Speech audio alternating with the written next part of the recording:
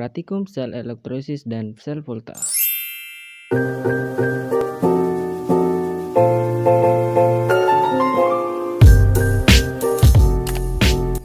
Assalamualaikum warahmatullahi wabarakatuh. Shalom, Om Swastiastu, Namo Buddhaya, Salam Kebajikan. Kami dari kelompok 2, kelas 12 MIPA SMA Negeri 2 Kundur akan melakukan praktek kimia dengan mengenai sel volta dan sel elektrolisis. Saya Zaskia Nurulsyah. Saya Indi Katika Sari. Saya Putra Budi Purnama. Saya Ardila Ramadhani. Saya Ilham Fadila. Kami akan melakukan praktikum kimia yang diajarkan oleh Pak Chandra Novriandi. Mari kita simak bersama-sama.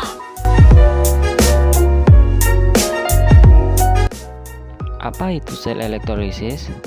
Elektrolisis merupakan proses kimia yang mengubah energi listrik menjadi energi kimia. Cara kerja sel elektrolisis yaitu dengan menghubungkan sumber arah ke kutub negatif ke katode dan kutub positif ke anode. Alat dan bahan yang digunakan: gelas yang berisi air 150 ml, garam, kardus yang sudah dilubangi, 2 buah pensil yang sudah diraut, kabel,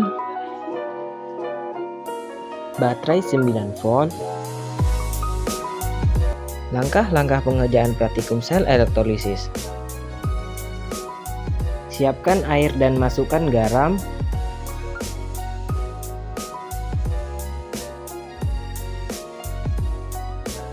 Kemudian aduk hingga garamnya larut.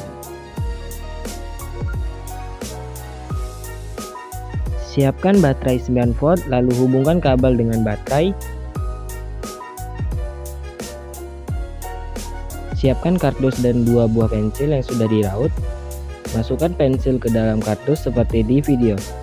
Hubungkan kabel dengan ujung pensil. Dan ini hasilnya. Hasil pengamatan sel elektrolisis. Dari hasil praktik yang kami uji, terdapat gelembung-gelembung pada ujung pensil. Dan inilah yang dinamakan proses elektrolisis.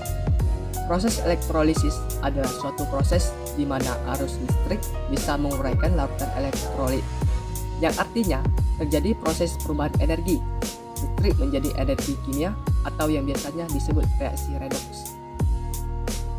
Apa itu sel volta? Sel volta adalah sel yang dapat menghasilkan energi listrik karena adanya reaksi redoks spontan. Reaksi redoks spontan dapat mengakibatkan terjadinya energi listrik. Nah, sel volta dapat mengubah energi kimia menjadi energi listrik. Pada percobaan kali ini, diharapkan penggunaan baterai dapat digantikan untuk menyalakan lampu LED kecil. Alat dan bahan serta cara melakukan praktikum sel volta.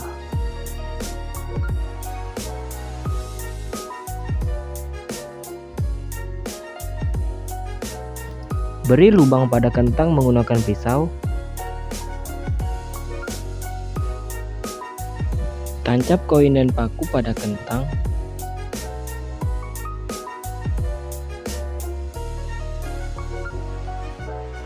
Dan lilitkan kabel berwarna hitam pada paku. Sedangkan kabel berwarna merah pada koin logam.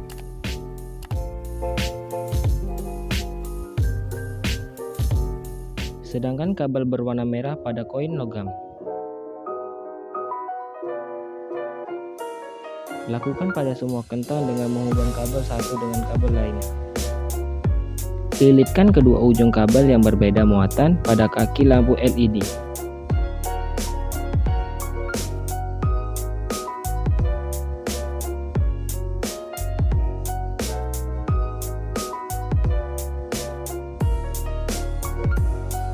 Lakukan tata cara yang sama pada buah jeruk nipis.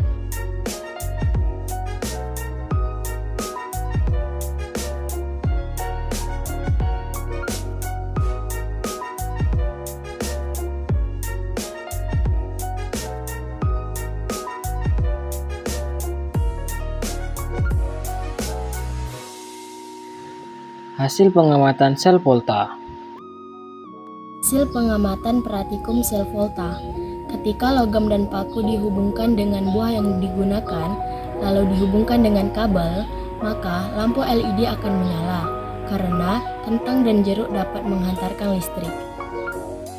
Kentang mengandung air dan garam. Apabila air dan garam bereaksi menjadi suatu larutan, maka larutan tersebut dapat dikatakan sebagai larutan elektrolit. Sedangkan jeruk nipis mengandung asam yang lebih banyak. Asam ini disebut asam nitrat. Asam ini bersifat elektrolit sehingga dapat menghasilkan energi listrik. Inilah hasil praktikum dari kami kelompok 2. Semoga praktikum ini dapat bermanfaat bagi kita semua.